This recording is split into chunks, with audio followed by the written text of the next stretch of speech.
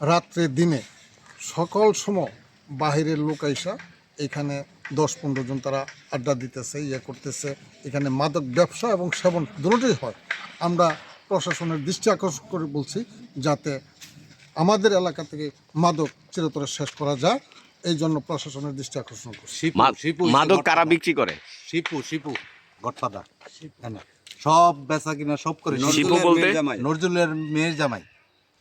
বলেন মানে সে কি মাদক বিক্রি করে? মাদক, বড়ি, এই যে কি আর বোতল কয়, ফেন্সিলেটের বোতল, এই অনেক কিছু। এটা তো সব নাম জানি না। আপনারা কি বিক্রি করতে দেখেছেন সে বিক্রি করতেছে? এরকম লোকজন 24 ঘন্টায় রাত্রে সারা রাত্রে লোকজন থাকে তাদের বাসায়। 10-12টা ফোন। আর কে আছে? মানে মাদক ব্যবসায়ী কারা কারা আছে এই এলাকায়? আরো আছে অনেক। কিভাবে বুঝলেন যে তারা মাদক ব্যবসা করে? তারা লোকে সবসময় থাকে।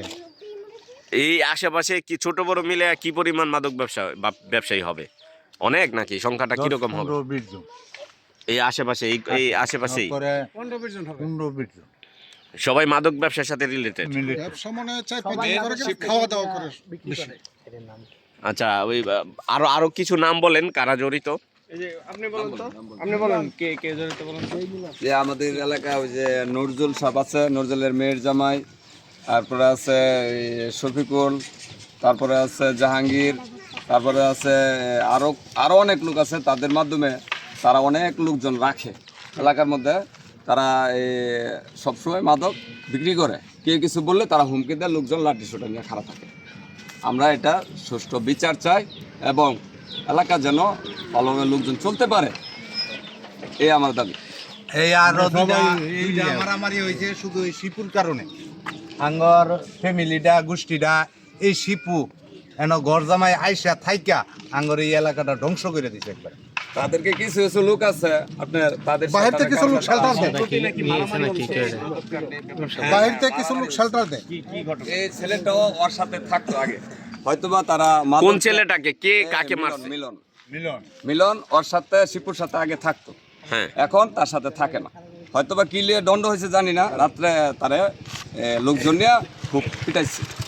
কাকে পিটাইছে? মিলন রে। এটা মেডিকেল আছে শ্রীপুর সদরে। মিলনকে মারছে? এটা কিভাবে জানেন? কোথায় মারছে? কবের ঘটনা?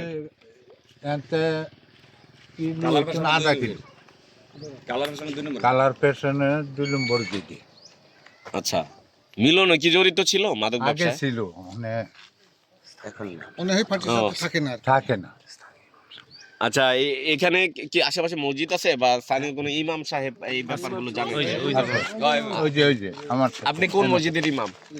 Forest office. আচ্ছা, এই যে মাদক রিলেটেড ব্যাপারগুলো প্রসঙ্গে আপনি কি জানেন?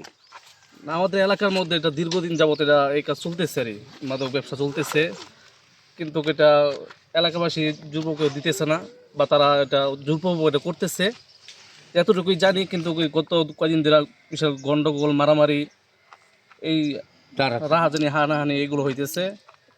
এখন এটা তৎপর হয়েছে এলাকাবাসী। এখন আমরা এটা আপনাদের রাহাজানি, হানাহানি বলতে মানে মাদক সংশ্লিষ্টতার কারণে কি এলাকার কি প্রভাব পড়তেছে? এলাকার উঠতি বয়সের যারা তরুণরা আছে তাদের কি কোনো জড়ায় যাওয়ার সম্ভাবনা আছে?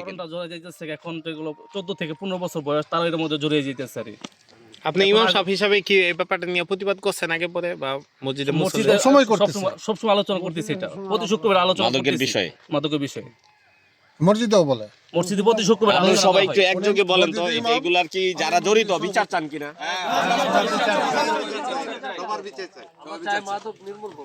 মাদক কাণ্ডে যারা জড়িত তাদের বিচার চান। শিবু হইল একজন মাদক আসক্ত লোক এবং সে তৎকালীন নিষিদ্ধ ঘোষিত রাজনৈতিক দল আওয়ামী লীগের, সে ছাত্রলীগের জয়েন্ট সেক্রেটারি ছিল।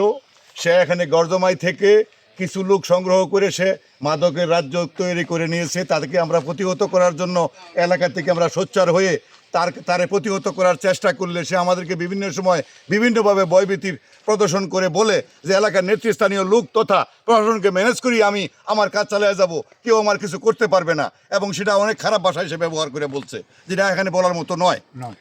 আচ্ছা, এই যে এলাকাবাসী কি তাকে মানে বাধা দেওয়ার বা তার সাথে কোনো কথাবার্তা এই পর্যন্ত কেউ বলেছে কিনা? আমরা বহুবার চেষ্টা করছি এবং আমরা সবাই সংগঠিত হয়ে তার কাছে প্রতিহত করতে তার গার্জিয়ানকে বলছি এবং তার শ্বশুরকে বলছি, শাশুড়িকে বলছি। ওরাও এই আঙ্গুল তুলে দিয়া বলে আমরা এটা করব, কেউ কিছু করতে পারবে না আমাদেরকে। হকসাবে সেটার দেয়, হ্যাঁ, হকসাবে। আর পুলিশ প্রশাসন কোনো ব্যাপারগুলো জানে না, তারা কি দেখে না ব্যাপারগুলো? মাঝে মধ্যে পুলিশ প্রশাসন এনে আসে, কিন্তু তাদের